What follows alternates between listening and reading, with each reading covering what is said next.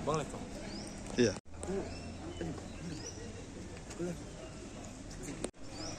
Yang paling takut ini.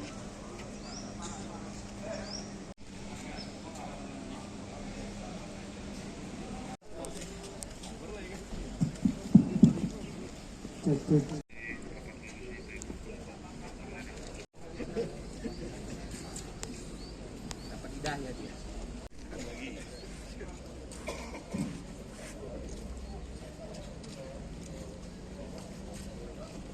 Saya tekankan kembali, saya perang terhadap narkoba. Saya tidak mau main-main dengan narkoba. Bahkan rekan-rekan sekalian ada tuh, di belakang tuh tanya, kenapa diperban kakinya, sementara masih baik di kakinya dulu. Nanti kalau sudah parah lagi, saya nggak ragu untuk menindak keras terhadap para pelaku-pelaku pengedaran narkoba. Ya, ini sangat penting, rekan sekalian. Komitmen saya, komitmen Polda Sumatera Utara, komitmen dari TNI pun demikian, bahwa kita semua memberantas narkoba. Di depan ini ya ada barang bukti kurang lebih 100 kilo nanti yang dijelaskan oleh Pak di Narkoba. Ada juga beberapa kasus yang sudah ramai di publik terkait dengan para pelaku narkoba dari yang menggunakan senjata api. Ya, nanti akan dijelaskan bagaimana modus dan pengungkapannya sejauh mana. Ya, nanti Pak di Narkoba menjelaskan. Namun yang saya sampaikan adalah rekan-rekan sekalian, saya berkomitmen. Tidak ada tempat untuk para pengedar narkoba di wilayah Sumut ini. Ya. Saya bersama-sama dengan stakeholder, dengan Kajati, dengan Pemda, dengan TNI, sama-sama kita memberantas narkoba.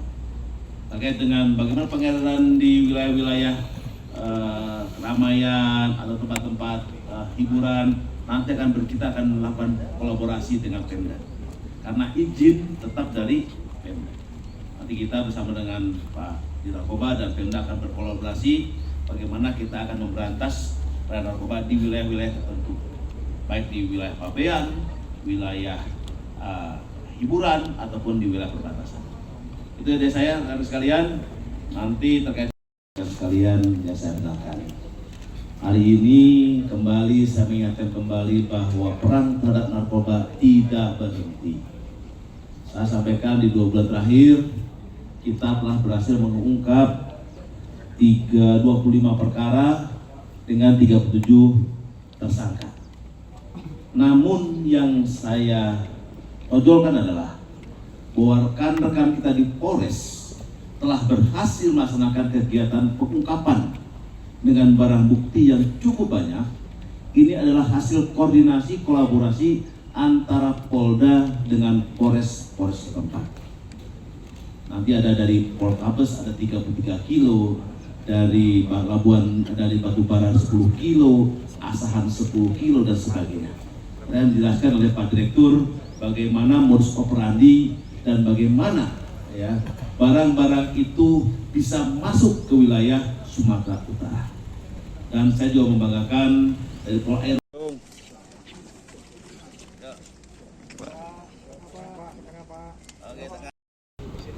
Baik, Assalamualaikum warahmatullahi wabarakatuh. Selamat siang, salam sejahtera kita sekalian. Salam, Om Swastiastu, Namo Buddhaya, salam kebajikan.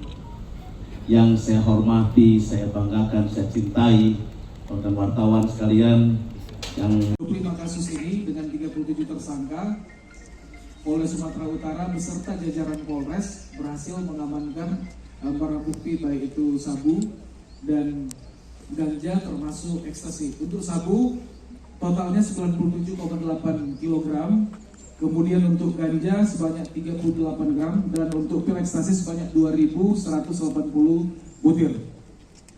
Kemudian selanjutnya perinciannya sebagaimana disampaikan oleh Kapolda, ini juga dari jajaran Polda maupun dari jajaran Polres untuk diketahui oleh rekan-rekan media bahwa Direktorat Narkoba 21 kasus dengan 33 tersangka dengan barang bukti sabu sebanyak 43,99 kg, kemudian untuk ganja 38 gram dan pil ekstasi sebanyak 2.180 butir.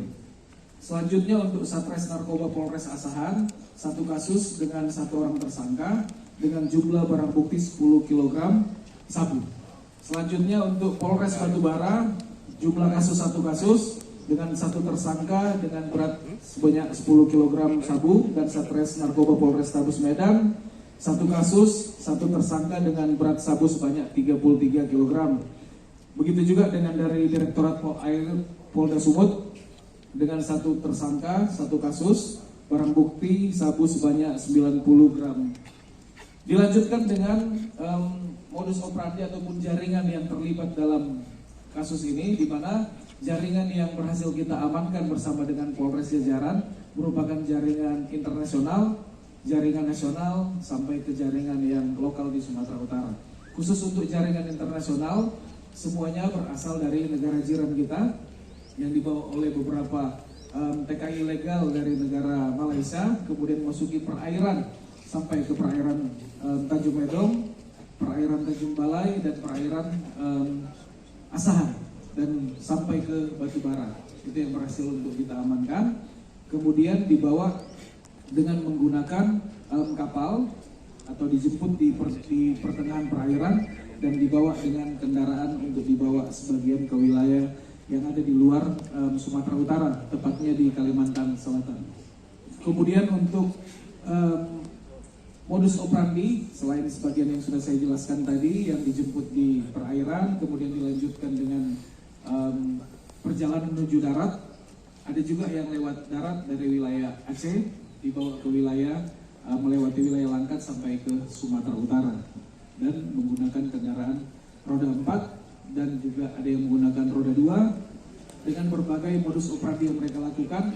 Ada yang dibungkus dengan karung, kemudian ada yang dimasukkan dalam tas ransel, dan bahkan ada yang dijepit dalam kendaraan roda untuk mengelabui petugas dalam melakukan pengintaian ataupun penyelidikan sampai dengan penangkapan.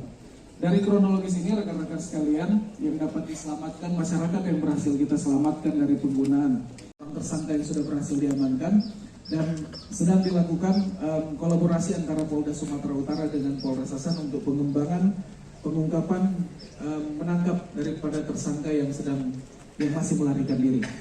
Mungkin itu rekan-rekan juga sudah ketahui, tapi tidak perlu untuk kita besar-besarkan supaya tidak semakin jauh. Karena yang jelas pengendali daripada jaringan yang sudah berhasil diungkap oleh Pak Polres Asahan. Izin Pak, saya Matiskia dari Harian Mistar. Ini untuk mau nanya sedikit. Ini kan dari beberapa pengungkapan kita.